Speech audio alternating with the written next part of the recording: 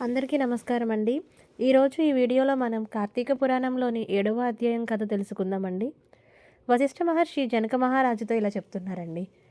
ఎంత చెప్పినా తరగని ఈ కార్తీక మహత్య పురాణములో కార్తీక మాసంలో చేయవలసిన ధర్మాల గురించి చెబుతాను, శ్రద్ధగా విను. జనక మహారాజా, ఈ కార్తీక మాసంలో కన్యాదానం, ప్రాతస్నానములు, యోగ్యుడైన బ్రాహ్మణునకు ఉపనయనము చేయడం, విద్యాదానం, వస్త్రదానం, అన్నదానములు ప్రధానమైనవి. గుణము చేత యోగ్యుడైన పేద బ్రాహ్మణ కుమారునికి కార్తీక మాసములో వడుగు చేయించి దక్షిణను సమర్పించడం వలన పూర్వజన్మ పాపాలు కూడా తొలగిపోతాయి. అలాగే ఈ కార్తీక మాసములో తమ ధనముతో ఒక బ్రాహ్మణునకు ఉపనయనముతో పాటు వివాహమును కూడా చేయించడం వలన పుణ్యము మరింత ఇనుమడిస్తుంది.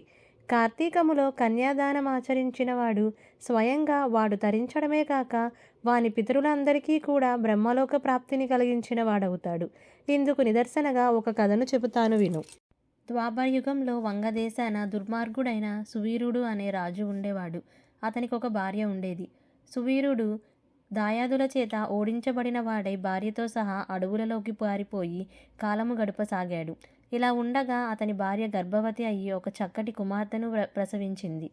సర్వ సంపదలు శత్రువుల పాలై తాను అడవుల పాలవడం, ఈ రోజుల్లో సంతానం కలగడం, పోషణకు చిల్లిగవ్వైనా లేని దరిద్రము, వీటన్నిటినీ తలుచుకుంటూ తన పూర్వము చేసిన కర్మలని నిందించుకుంటూ అతి కష్టం మీద కూతుర్ని పెంచసాగాడు.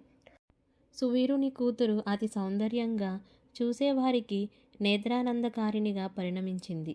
8 ఏండ్ల ప్రాయంలోనే ఎంతో మనోహరముగా ఉన్న ఆమెను చూసి మోహితుడైన ఒక ముని కుమారుడు ఆ బాలికను తనకిచ్చి పెళ్లి చేయవలసిందిగా సువీరుని కోరాడు. అందుకు రాజు, ఋషిపుత్ర, ప్రస్తుతము నేను ఘోర దరిద్రముతో ఉన్నాను కనుక నేను కోరినంత ధనాన్ని నువ్వు కన్యాశుల్కముగా సమర్పిస్తే నా కూతుర్ని నీకిస్తాను అన్నాడు.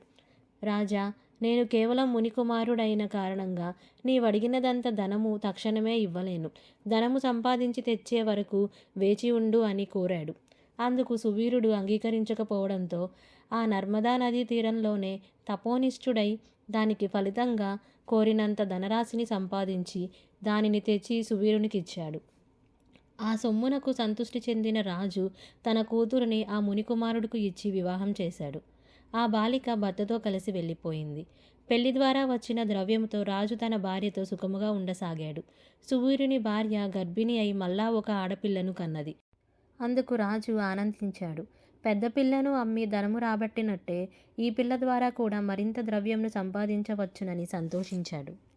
ఇదిలా ఉండగా ఒకానొక యతీశ్వరుడు నర్మదా స్నానానికై వచ్చి అక్కడి పర్ణశాలలో ఉన్న సువీరుని చూసి, ఓయి, నేను కౌండిన్య గోత్రానికి చెందిన యతిని.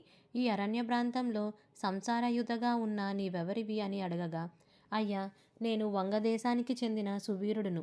దాయాదుల వలన రాజభ్రష్టుడనై ఇలా అడవిలో జీవిస్తున్నాను. ఈ అరణ్యములోనే నాకొక కూతురు పుట్టినది. ఆమెనొక మునికుమారునకు విక్రయించి ఆ ధనముతో ప్రస్తుతానికి సుఖముగానే జీవిస్తున్నాను. ఇది నా 2వ కూతురు అన్నాడు సువీరుడు. సువీరుడు ఇచ్చిన సమాధానానికి ఆశ్చర్యంతో ఆ యతీంద్రుడు, ఓ రాజా, ఎంత పని చేశావు? మూర్ఖుడవై పాపాన్ని పోగుచేసి పెట్టుకున్నావు. ఆడపిల్లను అమ్ముకుని డబ్బు సంపాదించి జీవించే వాళ్ళు నరకానికి పోతారు మరియు పిత్రాదులందరూ కూడా నరకాన్ని చవిచూస్తారు. జన్మ జన్మలకు కూడా పుత్ర సంతానము కలగదు. ఈ ఆడపిల్లను అమ్ముకునే మహాపాపానికి మాత్రం ఏ శాస్త్రంలో కూడా ఎటువంటి ప్రాయశ్చిత్తమూ లేదు. కాబట్టి సువీర, ఈ కార్తీక మాసంలో శుక్లపక్షంలో నీ 2వ కుమార్తెకు కన్యాదానపూర్వకంగా కళ్యాణం జరిపించు. కన్యాదానమును చేసినవాడు గంగాది సమస్త తీర్థాలలోనూ స్నానదానాలు చేయడం వలన కలిగే పుణ్య ఫలాన్ని, అశ్వమేధాది యాగములను చేసిన ఫలితాన్ని పొందుతాడు. సువీరుడు యతీంద్రుడు చెప్పిన మాటలను పెడచెవిన పెట్టి, అధికముగా ధనమునిచ్చే వానికే నా చిన్నపిల్లకి కూడా పెళ్లి చేస్తాను. నేను కోరుకునే సుఖభోగాలన్నిటినీ అనుభవిస్తాను. నా విషయాలన్నీ నీకెందుకు? నీ దారిన నువ్వు వెళ్ళు అని కసిరి కొట్టాడు. ఈ సువీరుని పూర్వీకులలో శత్రుకీర్తి అనే రాజొకడు పుణ్యకార్యాల వలన స్వర్గములో సమస్త సుఖాలను అనుభవిస్తున్నాడు. సువీరుని పాపం వలన యమదూతలు స్వర్గము చేరి అక్కడ సుఖిస్తున్న శత్రుకీర్తి యొక్క జీవుణ్ణి నరకానికి తీసుకొని వచ్చారు. అందుకు ఆశ్చర్యపడిన శత్రుకీర్తి యముని ఎదుట నిలబడి, స్వర్గంలో ఉన్న నన్ను ఇక్కడికి ఎందుకు రప్పించావు? నేను చేసిన పాపమేమిటి అని అడిగాడు.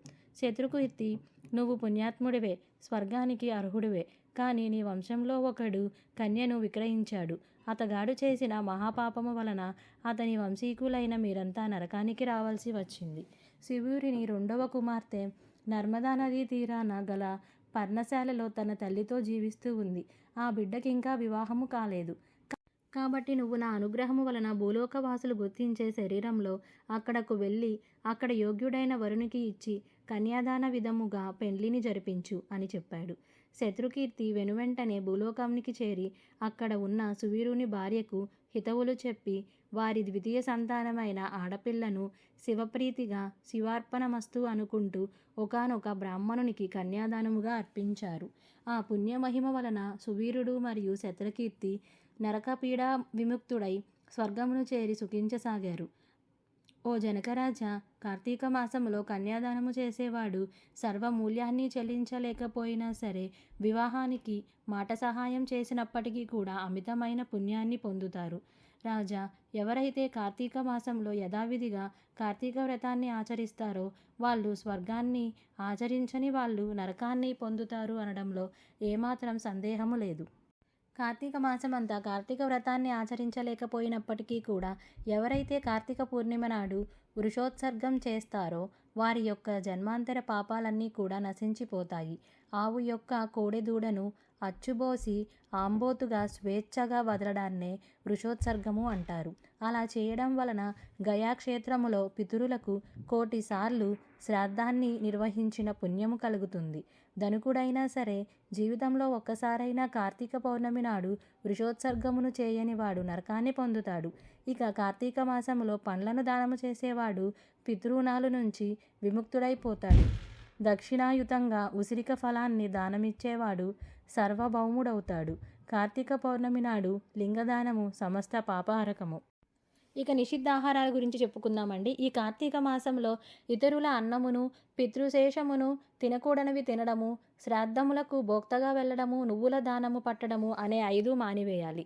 కార్తీక పౌర్ణమి అమావాస్యలలోనూ, పితృదివసము నాడు, ఆదివారం నాడు, సూర్యచంద్ర గ్రహణ దినాలలోనూ రాత్రి భోజనము చేయకూడదు. ఇటువంటి రోజులలో ఛాయానక్తము అనగా తమ నీడ శరీరపు కొలతకు 2 ఉన్నప్పుడు మాత్రమే భుజించాలి. కార్తీకములో తైలాభ్యంగనము, పగటి నిద్ర, కంచుపాత్రలో భోజనము, పరాన్న భోజనము, గృహస్నానము, నిషిద్ధ దినాలలో రాత్రి భోజనము, వేదశాస్త్ర నింద అనే ఈ 7 జరపకూడదు. సూర్యుడు తులారాశిలో ఉండగా నదీ స్నానమే అత్యంత ప్రధానము. చెరువులు, నదులు లేనప్పుడు మాత్రం ఎక్కడ చేసినా గంగా, గోదావర్యాది మహానదులను స్మరించుకుంటూ స్నానం చేయవచ్చు. ఎక్కడ చేసినా ప్రాతకాల స్నానమే చేయాలి. అలా చేయని వాళ్ళు నరకాన్ని పొంది అనంతరం చండాలపు జన్మలెత్తుతారు. పగలు చేయవలసిన పనులన్నీ ముగించుకొని సాయంకాలం మరలా స్నానము చేసి ఈశ్వరుణ్ణి పూజించాలి. యథాశక్తి దీపములను సమర్పించి శక్తి వంచన లేకుండా బ్రాహ్మణులకు దానము ఇవ్వాలి. కార్తీక చతుర్దశి నాడు పితృప్రీతిగా బ్రాహ్మణులకు భోజనము పెట్టడం వలన వాళ్ళ యొక్క పితృలందరూ కూడా సంతృప్తులు అవుతారు. ఈ చతుర్దశి నాడు ఉపవాసము ఉండి శివారాధన చేసి తిలదానము చేసిన వాడు కైలాసానికి క్షేత్రాధిపతి అవుతాడు. ఈ కార్తీక వ్రతాన్ని ఆచరించిన వాళ్ళు తప్పకుండా తమ పాపాలను పోగొట్టుకున్న వాళ్ళై మోక్షాన్ని పొందుతారు. ఓ మహారాజా, కార్తీక పురాణములో ముఖ్యంగా ఈ 7వ అధ్యాయాన్ని శ్రద్ధాభక్తులతో చదివినా వినినా కూడా వాళ్ళు సమస్త పాపాలకు ప్రాయశ్చిత్తము చేసుకోవడం ద్వారా కలిగే ఫలితాన్ని పొందుతారు. ధన్యవాదములు.